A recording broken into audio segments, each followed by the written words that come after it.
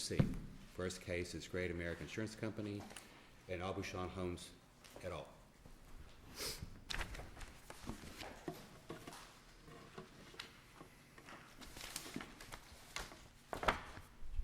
Good morning. I would like to reserve 5 minutes for rebuttal. Thank you. May it please the court, my name is Ronald Kammer, and along with my colleague, Mr. Pedro Hernandez, we represent Great American. There are 3 issues on appeal. The first issue is whether the trial court's ruling on the summary judgment against Great American on the issue of late notice is correct. Respectfully, we disagree with that court's ruling because under the trial court summary judgment ruling, an insured who waited nearly 4 years to notify its insurer, and ironically in this case by suing its insurer, is in a better position than an insured who timely reports the claim, since a policyholder like Aubuchon, who breaches the contract by not reporting the case on a timely basis, forces an insurer like Great American to choose between either asserting its late notice defense or waiving its other defenses to coverage, or simply waiving its late notice defense, putting the insured who breaches the notice provision, a condition to proceed to coverage, in the same position as an insured who did not breach a critical part of the insurance contract. Simply, that is not the law in Florida, and on that basis alone, given the record, judgment should be reversed in favor of Hurwitz and Aubuchon and entered in favor of Great American. When was Royal Insurance notified in relation to the time of the occurrence or claim? Royal was notified in exactly on May 29th, 2001, which was within 30 days, Your Honor, of Aubuchon receiving the first repair estimate from a company by the name of Consul. And critically, that repair estimate was between $5,600 and $13,200. And one of the items that I believe strongly supports prejudice in this case is that it was undisputed in the record that the home continued to settle. As the home continued to settle, obviously the damages became worse. When did Royal settle, and how much did they pay to settle the case? Your Honor, Royal settled on 2 different occasions. The first Royal settlement was in October of 2001, in which Royal paid $28,083 for repairs in exchange for a release. Part of that settlement was used to install helical piles, but that repair never finished. There was a second settlement in 2006 for $200,000. Critically, that $200,000 settlement that Royal was able to achieve, because it was able, unlike my client, to timely investigate the matter, was far less than the $1.35 million consent judgment. So there were 2 settlements, and they're at 2 different dates. Critically, both settlements were before the consent judgment, and the first settlement was before my client ever had notice of the claim or the lawsuit. Now, your first notice of claim was the lawsuit, is that right? Yes, Your Honor. In 2004, I believe, November? In November of 2004, Aubuchon sued Great American. You're absolutely correct. And so, had you been on notice of these of these damages early on, what sort of things would you have been in a position to do that you were deprived of later? I'd like to answer that question in 2 ways, if I can, and I promise I'm going to answer your question. Okay. I think under the law, what Great American would or would not have done, that's speculation. And I think the case law on late notice, and it's the ideal case, the recent case that we cited as supplemental authority, the 1500 case, you can't, the burden of proof by rebuttable presumption, you can't overcome that by what would have done or what they would not have done. At the summary judgment Because of hearing, the 4-year delay, you have that presumption in your favor. that is correct. And the case law suggests that the longer the delay, the more difficult it is to overcome that presumption. And other cases where you've had 4 years, almost uniformly, if not uniformly, that 4-year delay was late notice as a matter of law. But going back to your question, and I wanted to preface that with the legal argument, was my client was denied the opportunity to timely investigate, unlike Royal. They were denied the opportunity to participate in the defense, unlike Royal. And they were denied the opportunity to engage in early settlement negotiations. I mean, hypothetically, and we are dealing with hypotheticals, is if Great American had been notified like Royal and the case was resolved as to Royal for $200,000, we might not be here today. And the fact that we're here today is because there was a breach of the notice provision in the policy, which is a condition precedent to coverage, which under Florida law is prejudice is presumed, shifting the burden to overcome that presumption of prejudice onto Aubuchon. And in this case, the only evidence that was raised was the reliance on the federal court case of Keenan saying, well, you raised other defenses to coverage. Well, those other defenses, first of all, are part of the insurance policy, and there's nothing in the policy or Florida law that says by raising one, you waive the other. And as I said in my opening, that really logically can't be the law, because then you would put someone who breaches the policy in a better position by putting an insurer in a Hobson's choice. But following Keenan, and if I'm digressing, we did cite in our answer brief, and then on supplemental authority, that Keenan has not been followed. The Wheeler case, which is out of the Southern District, the federal court case, talking about Wheeler, said that if you follow the Keenan theory to its logical conclusion, that no insurer could assert a late notice defense unless that was either the sole basis of the denial of coverage or the insurer abandoned all of its other defenses to coverage. So the court first criticized it, but then the court noted in Wheeler, and so I understand Wheeler, same kind of facts, different coverage defense in addition to late notice. I believe by recollection that was an automobile exclusion. It said that unlike the situation in Keenan, the Wheelers, Keenan was notified 10 months after the loss and did have an opportunity to investigate facts that were critical to distinguishing the Keenan case. So, number one, in my view, Keenan, and we discussed this at length in the brief, is that when Keenan makes the statement in its decision that it's long been the law of Florida, that's, and again, I'm not the first one to say it, the court in Wheeler said the same thing, that's kind of an overstatement, if not the law per se, and in our brief we explain why those 3 cases that the court relied upon in Keenan really don't support the statement in Keenan.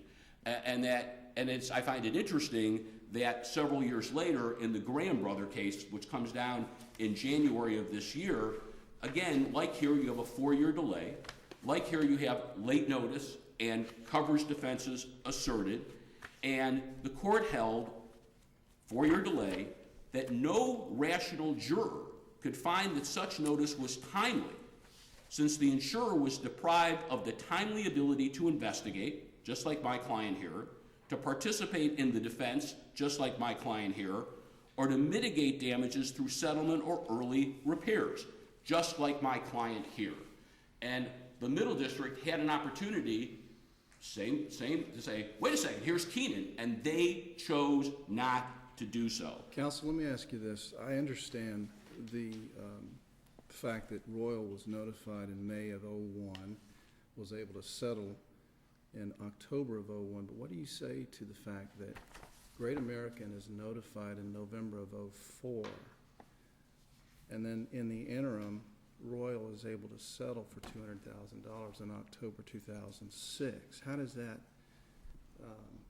work in your prejudice argument when, after you're notified, a carrier is involved and they're able to settle for much less prior to the covalence agreement being entered in '07? Because the trial court basically in paragraph 5 talks about what Great American didn't do after being notified. What I'm asking is, what did Great American do after being notified up to the time that Royal settled in October of '06 for much lower than 1.35? The record reflects that my client issued a letter after being notified in which it advised the insured that it would not be defending, which it can do under Florida law, based upon, in addition to late notice, other items in the policy. I think the relevant inquiry, Judge Sleet, is even when we were notified, we being Great American, which is 3 years later than Royal, 4 years later, than when Royal was first put on notice, is the prejudice is what happened between the time of notice to that critical date when Royal settled. And during that time, under Florida law, my client was denied the opportunity to timely investigate, and please recall that the site changed. It continued to worsen. Some repairs were made. It was denied its opportunity to participate at all in the defense up to that time, and it was denied an opportunity like Royal. Don't forget, Royal made its first settlement all the way back in 2001 for $28,000. So my short answer to your question is, we did what an insurance company is allowed to do.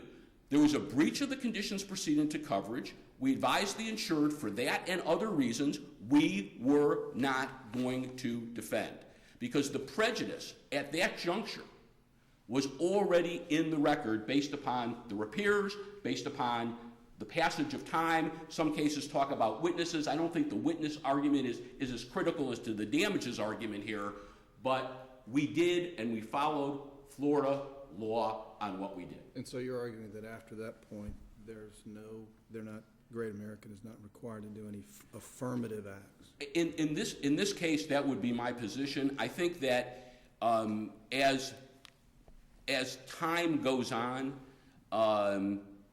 if you look at some of the cases, they talk about 3-year delay, 4-year delay.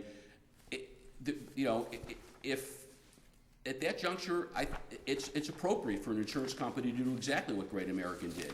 I think if you're talking about, on the other hand, which are not the facts here, Judge Sleet, where it's 10 months, which was the facts in Keenan, they did investigate. And I think that the time difference, I think, is critical, and the length of time is critical based upon my reading of the Florida cases. It's very difficult, if not impossible, to find a late notice case where notice was beyond 2 years, let alone 4 years, where there was not prejudice as a matter of law, because you just violate the reason why you put notice provisions in insurance contracts. And that is what happened here. With regard to the other two issues on appeal, I only want to make two brief arguments with regard to the second issue. Rule 4-3.7 precluded Mr. Szabo from testifying at trial, since his testimony was critical to the justification of the $1.35 million consent judgment. The reason for Rule 4-3.7 is to protect the public's confidence in the judicial system, which public confidence was violated by allowing Mr. Szabo to testify.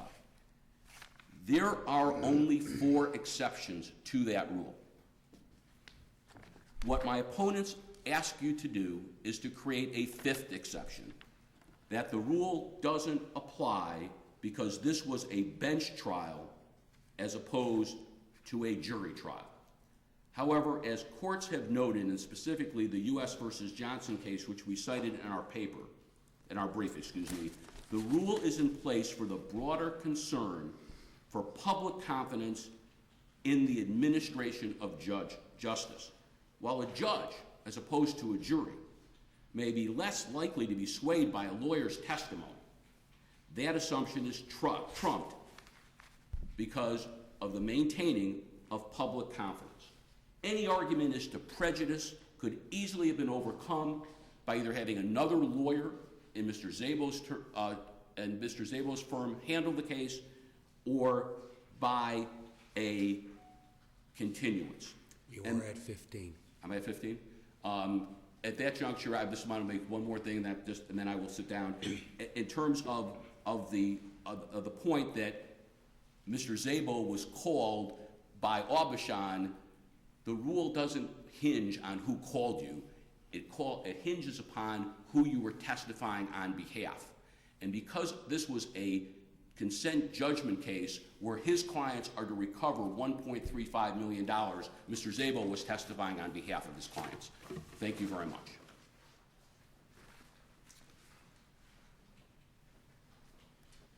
Counsel, before you begin, perhaps I should have asked this earlier. Will you be dividing your time up? We were talking about it based on the way the question went, and I'm going to do the entire argument. Going to do the- okay. Thank you for asking. Thank you for making my life easier. Well, I appreciate you asking, because no matter how many of these I've done, I am still intimidated when I get up here every time, even though I've told people before this is my favorite thing to do. Don't be. I'm a rookie. Go ahead. May it please the court, my name is Mark Boyle, and I represent the interest of Aubuchon Home in this appeal. I'm probably going to slip and call them either Mid-Continent, Great American, or Insurer. It's all part of the same family, so I apologize for that ahead of time. I want to begin my discussion talking about a straw man that I think Mr. Kammer has built up both in his brief and in his argument. This idea that insurers are put in this horrible position if they assert a late notice defense, that they lose all their other defenses, they don't say something. That is not my position, and that's not the holding of the court in Keenan Hopkins. I would also note, I was asked to review the Graham Brothers case, which counsel cited. The Keenan Hopkins argument isn't made in that case, not in the briefing, and it's not discussed in the opinion. Let me ask you this question. Do you concede that the notice to Great American by way of notifying them of a lawsuit was not timely? Absolutely. Of course it Okay. was not timely. We'll start I there. wasn't involved in the notification process. I'm not trying to exculpate myself, but 4.5 years is too late. What happened, the record shows in this case, is my client notified their broker. The broker decided which insurer to notify. Should have notified both Royal and Great American, and they didn't. That's an error, and notice is late. So the burden is on my client to rebut the existence of prejudice because of that late notice. I accept in the trial, I'm sorry. To rebut that presumption, what evidence did you have in the record that would allow a trial court to grant a summary judgment on the matter? There's 3 different major points. The first one is kind of a hybrid of a legal argument, and it essentially is the position that I was just about to discuss, the Keenan argument, so I'll discuss that one first, which is this idea that if you deny the claim on other grounds, you lose, but it's not as simple as that. That's the way counsel frames it. What Keenan says is, Florida courts have uniformly held where an insurer possesses enough information to deny the claim on other grounds, and it actually did deny the claim on other grounds, it waives the right to object to coverage on the basis that the insured failed to provide timely notice of the claim. What information did Great American have other than the pleadings within the body of the complaint? Well, that's all they found that they needed at the time of this loss, because every single day from 1980 until March 18th, 2005, the commercial general liability policy did not cover construction defects. It was essentially held that it wasn't a covered event, it wasn't an occurrence. In fact, Mr. Kammer and I argued the case at the Florida Supreme Court that changed that law. Judge Silberman wrote an opinion here in the 2nd District, and that case was affirmed. So at the time of the loss, at the time we gave them late notice, and at the time we were sued, at every single moment the insurer would have been correct to say this case wasn't covered and they didn't have to defend. In fact, I think he's the vice president, but the guy who's in charge of Florida, Keith Nye, who appeared both for deposition and at trial in this case, indicated that even as late as 2006, when he understood we were requesting they defend and before Royal settled, so Well, they could, couldn't Royal have taken that position too? They Given could the have. state of the law? they could But they have. were notified May of '01. That's a fair comment. The difference is Royal didn't, and we know by affirmative testimony of Mr. Nye that I was just discussing, that they wouldn't even have defended us even as late as 2006. They, I guess, took the position, they thought JSUB would be decided the other way. But weren't they deprived of an opportunity because of the late notice to perhaps participate in some nuisance value settlement or file a deck suit, or who knows what they would have done? Because early on, when the damages were slight, nobody was thinking of this in terms of a $1.3 million claim. And given the state of the law before JSUB was decided, they might have been able to throw 10 grand and get out of it. There's no evidence in this record that this case could have ever been settled for a nuisance value. And as a matter of fact, the facts that Judge Sleet elicited from Mr. Kammer, that there was some kind of a tentative attempt to fix/settle very early in the process. Mr. Szabo's clients explicitly rejected any of these de minimis fixes, and he testified at trial that that was never going to settle on those grounds. So that's just that. I mean, the cases on late notice recognize there are all kinds of potential outcomes, but a hypothetical prejudice is not a prejudice. In this case, there's no evidence that this case could have been settled for any de minimis number. That's the absolute only testimony in the record from Mr. Szabo. And in addition to the occurrence defense that I talked about, Great American didn't just think they had enough information to assert these defenses. They moved for summary judgment on the occurrence defense. They moved for summary judgment on the earth movement exclusion. They moved for summary judgment on another set of exclusions. I'll call them collectively the during operations exclusions, J5 and J6, which eventually were tried, and we won on that issue. It's not part of the appeal. And their expert on this J5, J6 issue testified, I went out to the property, I investigated enough to determine when the loss happened, what I thought the remediation should be, how much it should cost. So every defense they ended up raising and wanted to raise and wanted to assert, they could have asserted. And I think Judge Sleet made what I think is the most important point. As I got ready for this oral argument, my partners and I were talking about it. Great American could have, we begged them to defend us while JSUB was being decided before Royal Sun. They could have defended the case under a reservation of rights, seen what happened at the Florida Supreme Court with JSUB, and if they'd won, they could have dropped us like a hot potato. But they took the most aggressive position, which is they weren't even going to defend under a reservation of rights, even though the case wasn't settled. They didn't go out there and conduct any investigation until way into the lawsuit. And, you know, the price of playing poker when you don't defend is high.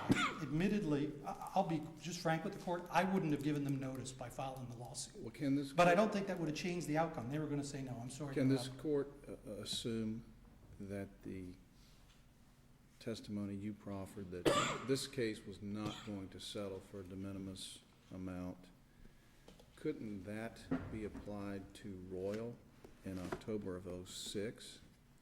I would assume that at the time of the covalence agreement in March '07, that's not too I believe far this, away from October 2006, and Royal settles for $200,000. Great American still could have defended at that time. The Covalence, They could have settled for $200,000 too, maybe. there's no evidence that they, well, let's be real clear, there's no evidence in this record that they would, could, or ever were going to offer a penny towards this case if the case should be decided. Remember, their representative testified they weren't even going to I mean, somebody who's not going to defend isn't going to settle. That's the reality of, I mean, I don't know if Judge Casanueva did defense work. I did. I know that the flanking members here did defense work. If you're not defending, you're not coming to settle. You're washing your hands of the matter. So I think all of this talk about what settlements could have been entered into are just that, they're hypothetical. They weren't coming to my client's rescue based on what they thought was a good late notice defense and a bunch of other reasons. And Keenan Hopkins, I think, makes that clear. In terms of Royal Sun, I believe this is in the record. Royal Sun got a summary judgment that they had a known loss in progress defense, and they settled after they'd already obtained a summary judgment, essentially buying themselves out of their defense obligation. It's not like, it wasn't, the $200,000 that it's talked about in the record from Royal isn't money that's picked up by Royal and given to Mr. Zabo's client. They essentially bought a policy release for my client for their defense obligation after they had already obtained a summary judgment. But the reality of this case is, relative to Royal, their circumstances were much, much different.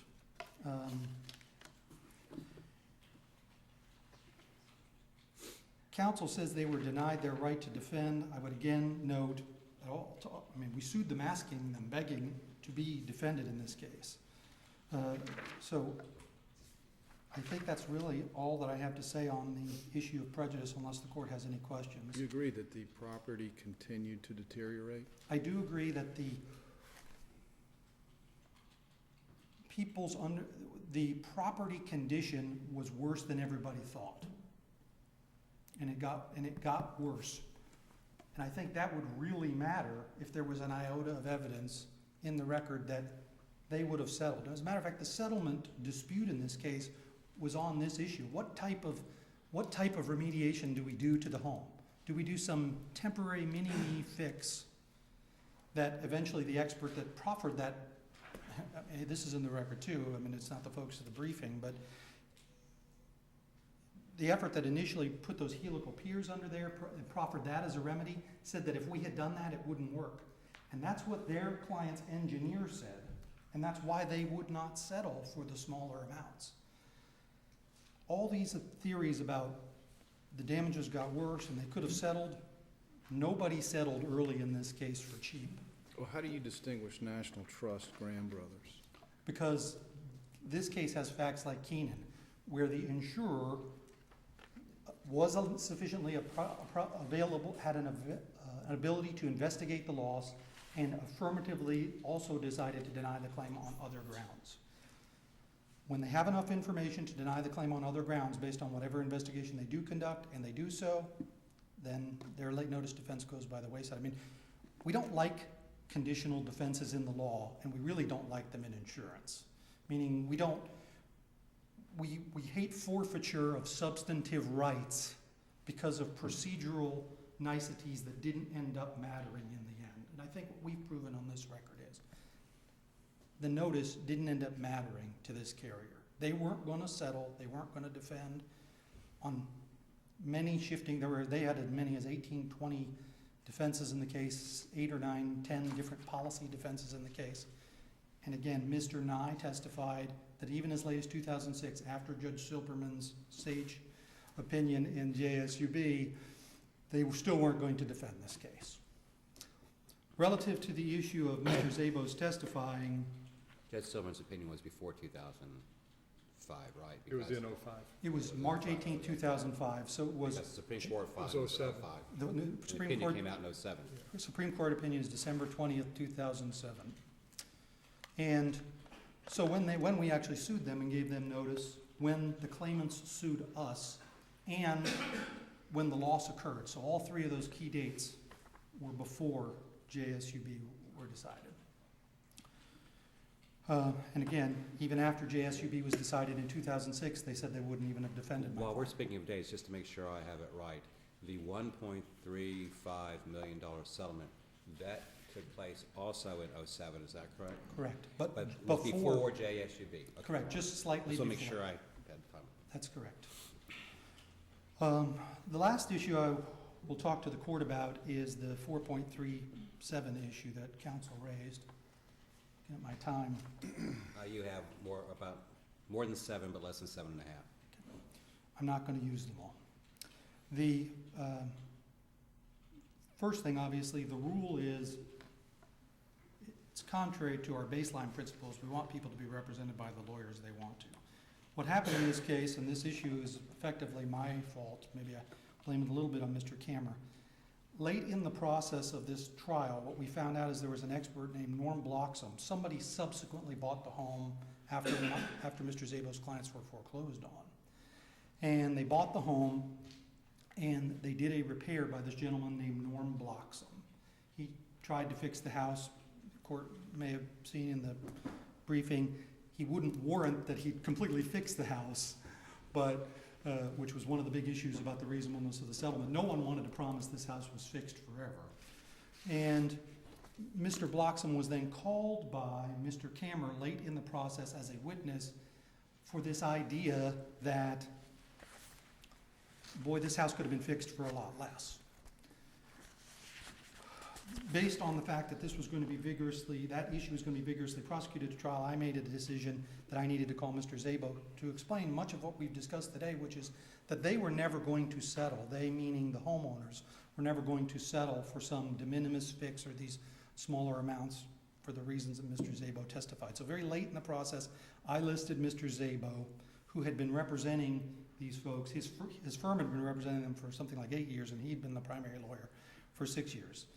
The judge held a hearing at the request of Mr. Kammer to evaluate whether or not to disqualify Mr. Szabo. I think the easiest way for us to win is there's a hardship exception in the rule.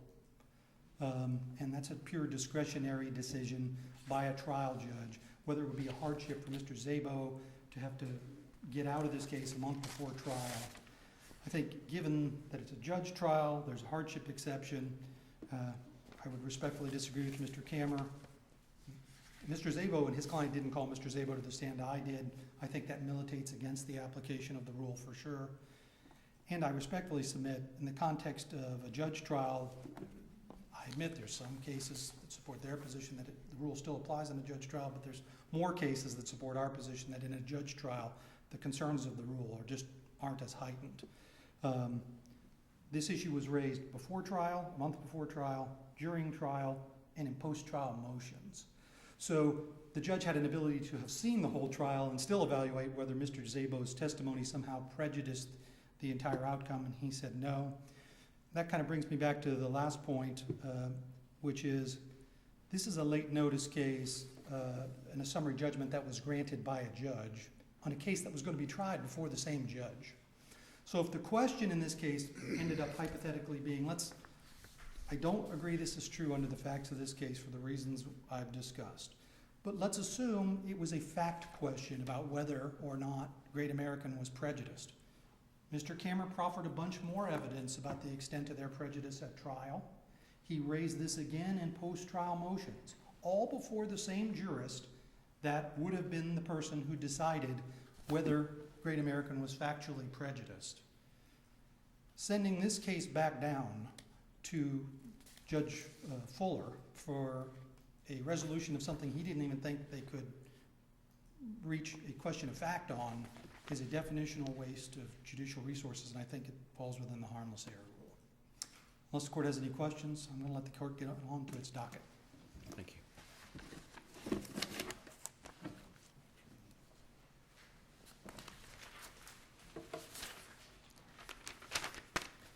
Mr. Boyle, on the issue of late notice, spent a great deal of time saying what my client could or may have done.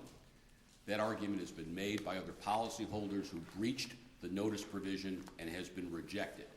If I may read two short passages, one from Ideal versus Waldrop, which is a 3rd District Court case, and the other from Wheelers. Reading from page 786 of Ideal, we need not speculate upon what the insurer could have done. Ideal was simply entitled to notice and the opportunity to know the circumstances. We conclude that the trial judge misinterpreted the facts and misapplied the law in his conclusion that prejudice was not shown. In Ideal, as I've asked the court to do here, the judgment of the trial court was reversed and judgment was entered in favor of the insurer. And I would also note in Ideal that the notice was shorter, much shorter than 4 years. In Wheelers, same argument was made. I'm on page 7 of the decision.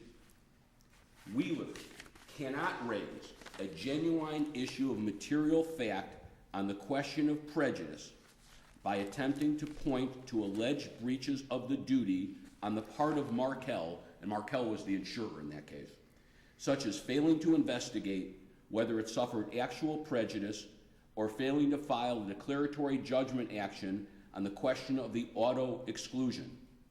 A failure by Markel to investigate or seek declaratory relief does not negate the presumed prejudice it suffered by Wheeler's late notice. When Great American received this lawsuit 4 years after it should have, or 4.5 years, as Mr. Boyle appropriately conceives, Great American relied on the allegations of the complaint, as Judge Sleet noted, relied on the insurance policy, which included a late notice defense, and it properly, under the undisputed facts of this case, denied Aubuchon a defense because it did not provide it with prompt notice, which is a condition preceding to coverage. We would respectfully request that the court reverse the judgment, which is now in excess of $1.5 million, which I think proves prejudice in and of itself, and enter judgment in favor of Great American. Can I ask you one final question? Based on the passages that you're reading and the thrust of your argument, can you think of a circumstance where an insurer is notified 4 years late and the presumption of prejudice could successfully be overcome? Is there such a case, or is it just if you wait 4 years, you don't get covered, that's it? I think because they can't go back and say, well, you should have done this, or you might have done this, or you could, see what I'm saying? It's almost like you're advocating a per se rule that once 4 years goes by, you're out of luck. I'm not advocating a per se rule. I think the Florida law, Judge Black, talks about the fact that there is no per se rule, that it is a case-by-case basis depending upon the facts. By making that statement, I'm not admitting that there was an issue of fact here. I think if you go back to the law that says that there's no per se rule, the same law, and we talked about that in my opening presentation, that as the passage of time gets longer, 4 years, that it is very, very difficult to overcome that presumption of prejudice. As Judge Sleet noted, and I think other members of the panel, where we were never given an opportunity to defend, never given a timely opportunity to investigate, never given a timely opportunity to participate in any settlement negotiations, where it's undisputed the House worsened over time, I don't see how under these facts. But I don't think this court needs to go as far as to say a per se rule. I think under these facts, my client was entitled to the entry of judgment. Did that answer Your Honor's question? It's good. If there are no further questions, and I would see that I'm out of time, I have nothing else to add. Thanks. Thank you. Right on time. For once in my life. Your Honor, can we have just 1 minute to clean up?